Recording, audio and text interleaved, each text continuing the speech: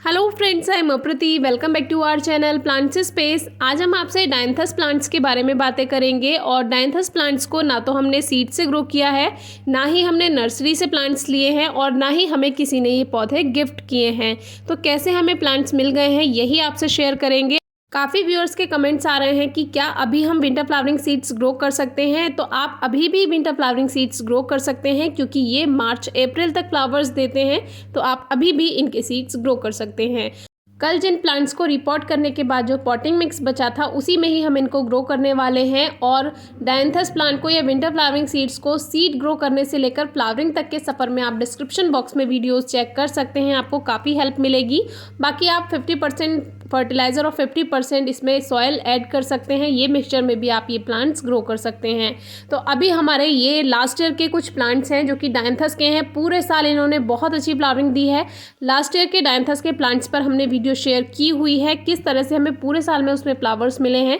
तो description box में आप वीडियो ज़रूर चेक कीजिए। तो पूरे साल इनमें सीड्स भी बनते रहे हैं, जो कि अपने आप ही गिरते रहे, झड़ते रहे और अपने आप ही ये जर्मिनेट हो गए। तो देखिए, अब इसमें पौधे अपने आप से बन गए हैं, क्योंकि सीड्स जो गिरे थे उनसे नए नए पौधे अपने आप से जर्मिनेट हो गए।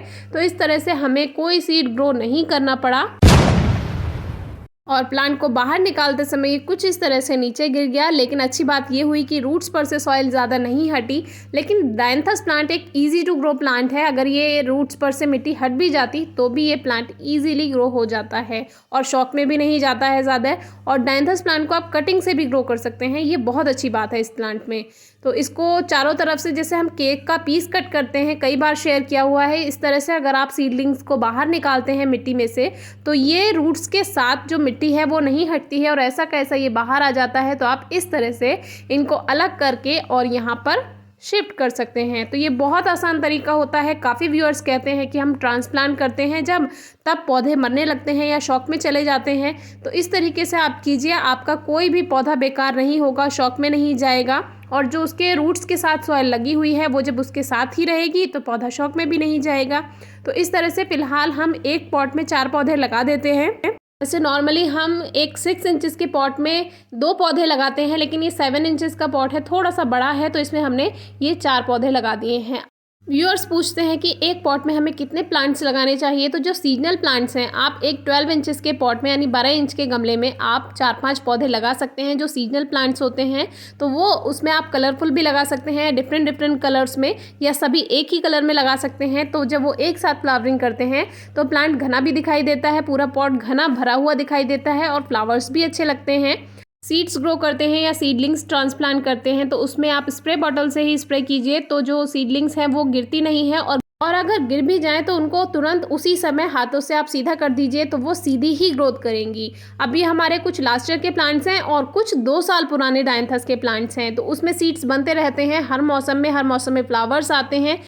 इसीलिए पर्सनली मुझे डायंथस प्लांट बहुत पसंद है। एक तो केयर भी ज़्यादा नहीं मांगता है और पूरे साल बना रहता है, जबकि पूरे रेनी सीजन ये ऐसे ही रखे रहे, तब भी ग्रोथ करते रहे, फ्लावर्स देते रहे।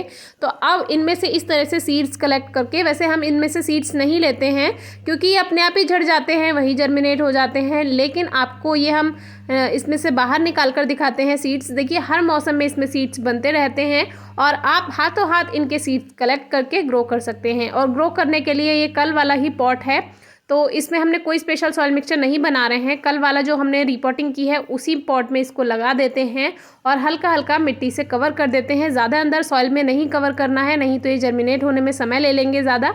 और इन सीड्स को ग्रो कर लेते हैं और जल्दी ही इनमें से प्लांट्स बनेंगे।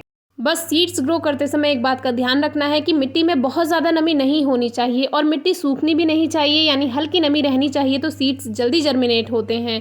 एक क्वेश्चन होता है कि सीड्स ग्रो करने के बाद छाया में रखें या धूप में रखें। तो आप कहीं भी रख सकते हैं पॉट को, और अगर हल्की नमी मिलती रहेगी तो वो कहीं पर भी जर्मिनेट हो जाएंगे। कोई क्वेरी है, क्वेश्चन है, ज़रूर पूछिए। और आज की वीडियो कैसी लगी ज़रूर बताइए। Thank you.